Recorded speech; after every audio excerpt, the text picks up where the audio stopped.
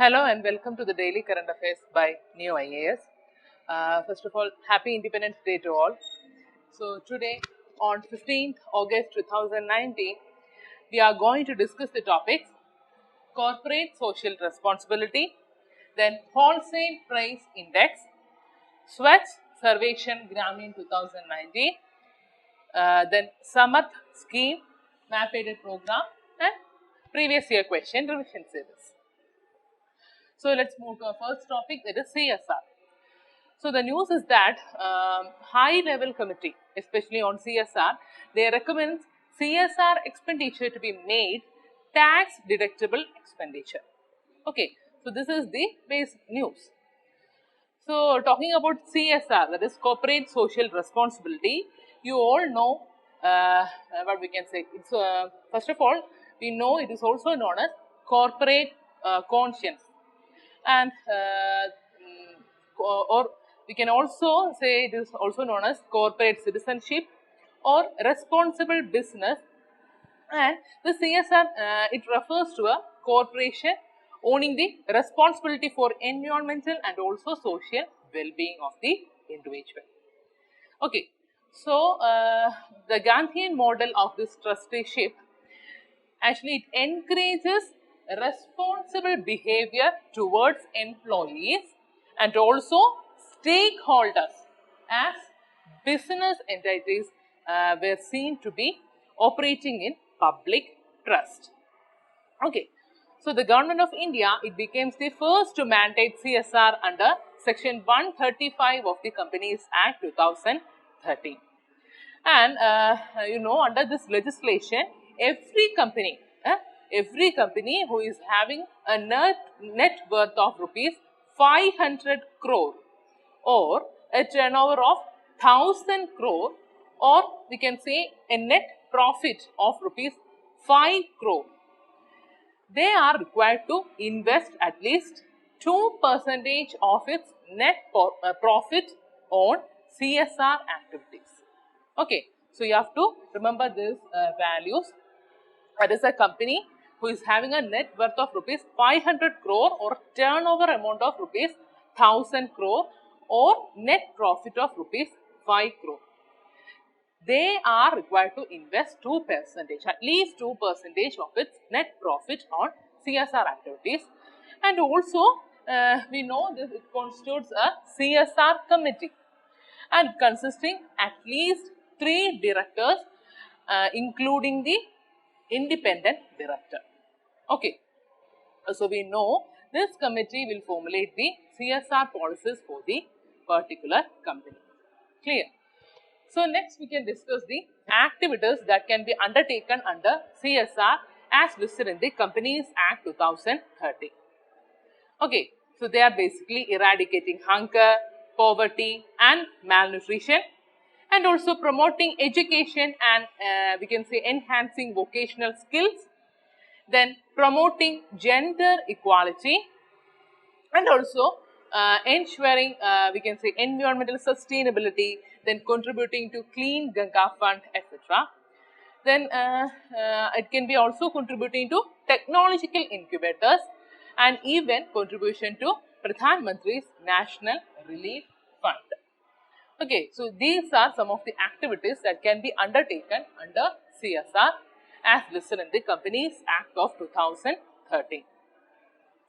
Okay, so next we can see the criticisms, that is criticism regarding the CSR in India. You know, it was observed that the companies that spend more than 2% on social responsibilities, actually they reduced their spending after the legislation came into force. Okay, and also the CSR is also criticized as a tool to tax corporates which already face high taxation in the country.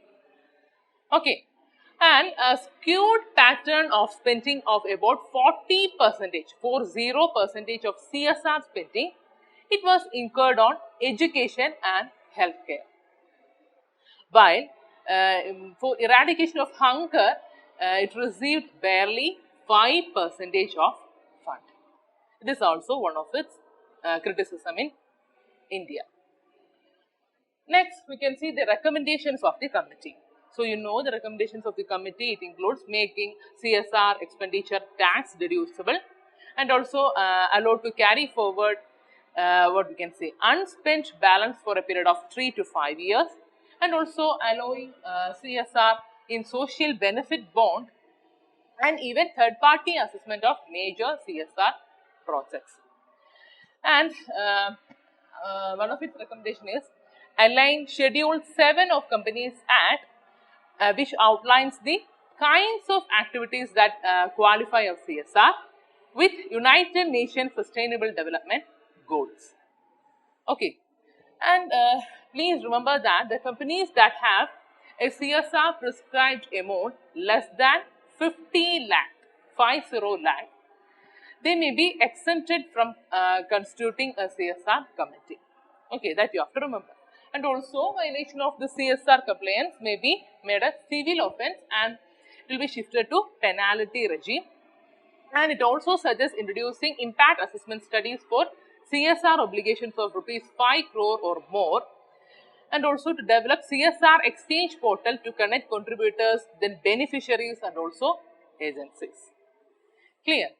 And this committee report, it also emphasized on not treating CSR as a means of resource gap funding for government schemes.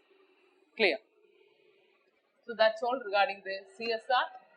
Our next topic, that is wholesale price index. So the news is that inflation at the wholesale level is for the fourth consecutive month to a 25-month low of 1.08% in July on lower inflation in the manufacturing and fuel sectors according to official data which are being released on Wednesday. Okay, so let's see more details regarding the news. Here you have to remember some values. Why I am saying that values? Because it will be more beneficial for you to write in the mains answer. Okay, so you know the growth in the wholesale price index, it has been slowed in July from 2.02% in June. Okay, so within the index, the manufacturing sector, it saw inflation slipping to 0.034% in July from 0.94% in the previous month. Okay, so you have to remember the fuel, the power sector, all these sectors witnessed a contraction in the prices for the second consecutive month, contracting 3.64% in July compared with a contraction of 2.2% in June. Okay, and also you have to remember regarding the crude, petroleum and natural gas sector, what happens? It saw prices contracting for the third consecutive month by 8.43% in July compared with a contraction of 1.7% in the previous month. So, if possible, try to remember these values. Okay. So, you know the wholesale price index. It is being published by the Office of Economic Advisor coming under the Ministry of Commerce and Industry, and it is being prepared monthly and it is touching the price data at wholesale level. And the base year for this index, it is 2011 to 2012, and it is in use since 1942 and it is being published from 1947 regularly. And you have to remember that it has a long history for serving as a nationwide inflation indicator till the emergence of combined CPI in 2011. Okay.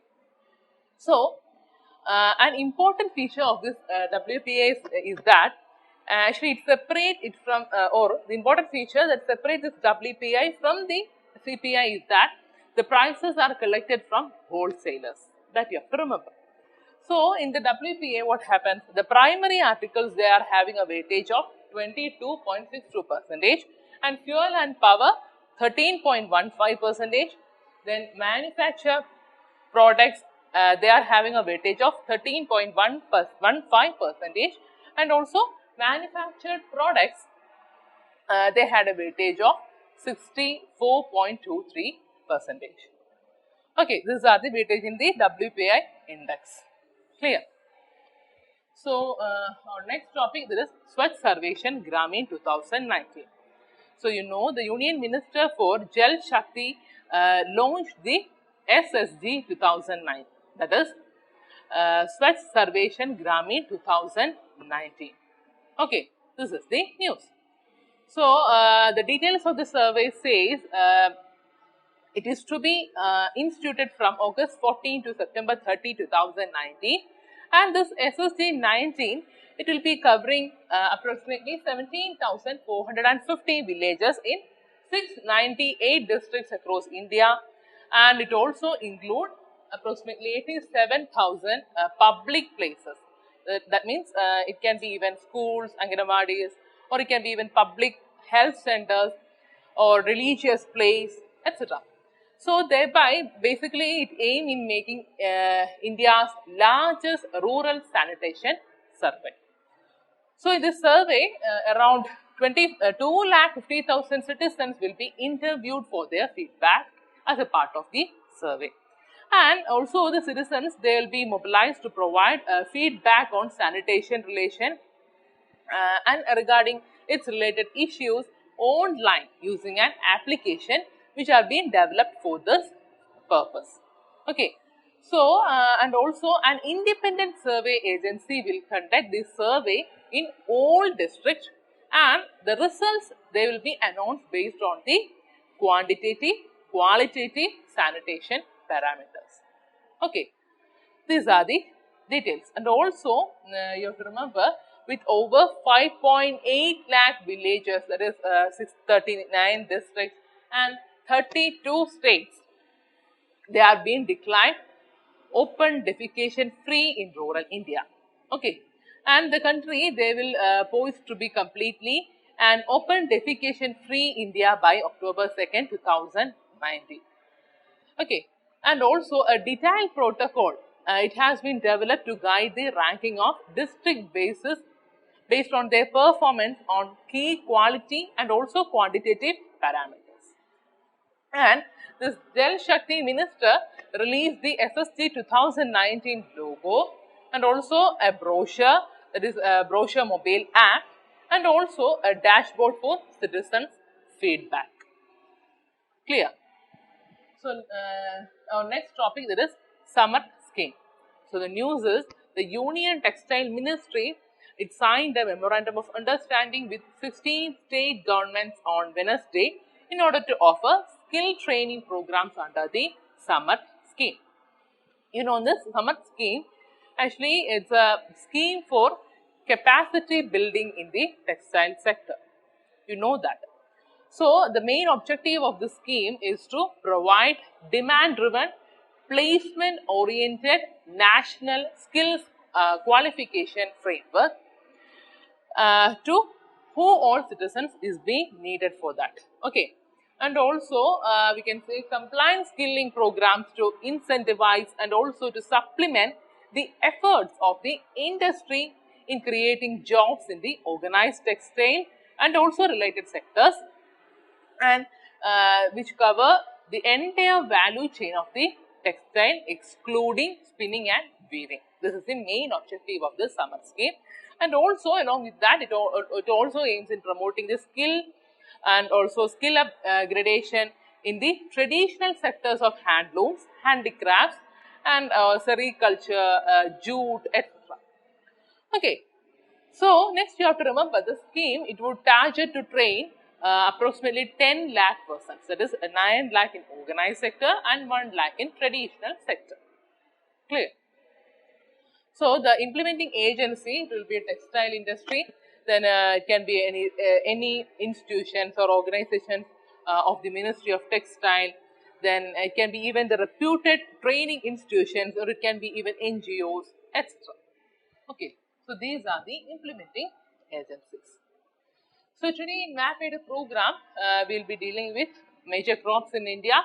In that, we will be dealing with a non-food crop, that is rubber. So, you know this rubber, it's an equatorial crop, but under special condition, it is also grown in tropical and subtropical areas. So basically, it requires a moist and also a humid climate with a rainfall of more than 200 centimeter and also an average temperature above 25 degrees Celsius. Clear? So you have to remember this rubber, it is an important industrial raw material. Okay. So the particular season for cultivation is, or optimal season for cultivation is June, July. And the method of propagation, it is mainly it is being propagated by green budding, brown budding and even crown budding. Okay, so the mainly this rubber it is grown in Kerala and other states they are Tamil Nadu, Karnataka, Andaman and Nicobar, then Garo Hills of Meghalaya, etc. Okay, and in 2010-11, India it ranked 4th among the world's natural rubber producers. Okay, so here you can see the major rubber producing states, they are being encircled. The major rubber producing state is Kerala, it is being followed by Tamil Nadu, Karnataka, etc. And also northeastern states is also famous for rubber production. Clear? So the areas are encircled, you can see in the map. Then in the last class we were dealing with Elephanta caves and I asked you to find out the other caves in Maharashtra. Okay. So the answer is, other than this Elephanta caves, the other caves in Maharashtra includes Kali cave, Bhaja cave, then Ellora cave, Nashik cave, Ajanta cave, Kanheri caves, etc. Okay, these are the important caves in Maharashtra. So today your question is, please find where the Rubber Board of India is located. Okay. So today in Prelims question revision series, our question is, consider the following organisms, that is 1 agaricus, 2 nostoc and 3 spirogera. So you have to identify which of the above is or are is being used as a biofertilizer or biofertilizers. And you are given 4 options, A 1 and 2, B 2 only, C 2 and 3 and D 3 only. Okay, these are the options. So first we will take each one, that is first one is agaricus. You know this agaricus, we can say it's a genus of mushrooms and it is containing both edible and also poisonous species with possibly over 300 members worldwide. Okay, that is about this agaricus. Whereas this nostoc, we know it is a bioinoculant and they are the microbial preparations and it will naturally it will enhance the uptake of nutrients by plants from the soil. And thereby we can say it increases the availability of nutrients and it will help in plant growth. So basically there are 2 types of organisms which are used as inoculants. They are symbiotic organisms and non-symbiotic organisms. So the symbiotic organisms, it includes rhizobium, cynorhizobium, then bradyrhizobium, nostoc, anabena, etc. So our nostoc, it comes under symbiotic organism. And the next category, that is non-symbiotic organism, it consists of Acetobacter, Azospirillum, etc. Okay, these are the 2 categories of inoculants. Then the main thing is that this nostoc, it fixes the atmospheric nitrogen and it is used as an inoculant for paddy crop. And this nostoc, it is a species of blue-green algae and it is being used as a biofertilizer. Hence, we can say our answer 2 or second option, it is correct. Okay. Moving to third one, that is Spirogera. We know the Spirogera, it's a genus of filamentous green algae and it is being named for the helical, or we can say the spiral arrangement of the chloroplast. That is a particular diagnosing feature of this genus. That's about this Spirogera. So, it's very clear, only option 2 is right. Okay, that is option 2, it is nostoc. Remaining 1 and 3, it is wrong. So, our answer will be option B. Okay, option B, that is 2 only. So, our answer is B. Clear? So, guys, that's all for today's session. So, if you have any doubt, please comment it in the comment section. Thank you for listening.